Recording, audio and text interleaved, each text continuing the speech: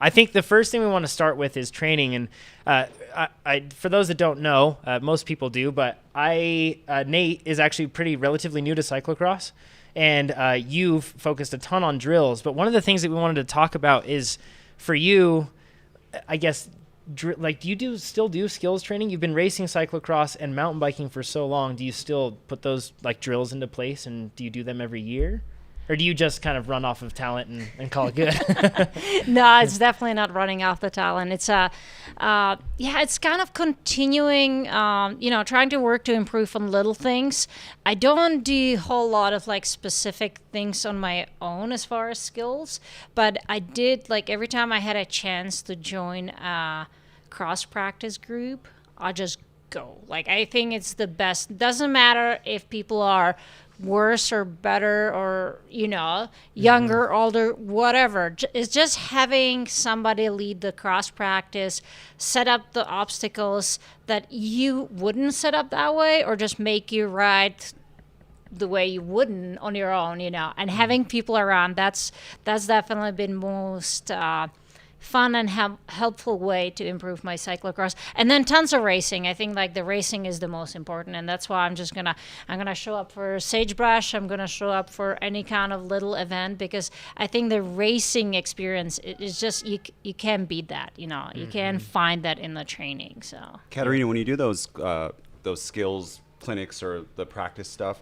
do you try to focus on a specific technique, or are you doing them all out, trying to go as fast as you can? No, I don't really like the actual like fitness training. It's never really part of that workout. Like if I'm working on my fitness, I'd probably be doing intervals on the road bike or just kind of uninterrupted efforts somewhere, But if I try to like improve my technique, which, I think the most important thing for me is just like, I try to ride all kinds of bikes. Like, I'm not gonna be like from now on just on my cross bike. I'm gonna go ride my big bike, go have fun on the mountain bike. I'm gonna do efforts on the road bike and just mix it up, because I think all these like different bikes give you something, Mm-hmm. And I definitely, I've got good skills at this point, because I've ridden bike for a really long time, and I've raced bikes, all kinds of disciplines for quite some time, But there are things like, I don't know how to hop barriers, Like, I've tried the little ones and I can kind of get over it, but like the standard UCI, I don't know how to do that, Same. But Same. Yeah. I haven't had the time, I race mountain bikes all summer, so I can't take chunk of time and just like practice that skill set.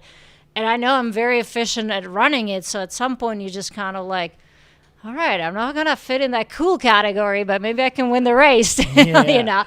So it's just kind of these games where you just like, how much pressure you put on the skills versus the fitness versus just kind of being overall good cyclist, So why I asked that question too is, I find that if I'm practicing something, everything's easy, but then at race pace, it's not easy anymore. Happens fast. And specifically too, when you passed me at the last cross race, in grass, like when I'm warming up, it's all easy and I take these great lines. And then at race pace, I blow the line.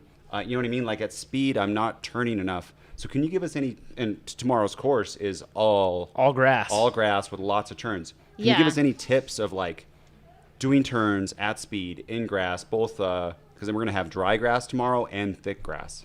Yeah, and I just came off the course, so I can confirm that the two different fields are very different. You have the nice green lush grass that just almost feels a little bit spongy. You're not feeling very fast, and those corners you're not really ripping them, but they're definitely, your tires are working pretty nicely. And then you hit the dry and unmaintained field, and it's very slick. That dry grass is very, very slick. So now you have that to deal with, right? Like, where one half of the course, you kind of have this cornering technique, but that doesn't really apply on the dry stuff. So my rule is almost like, if I go out and I pre-ride, I try to kind of overdo it, like just go almost too fast and try to like really test it all out. Find the limits.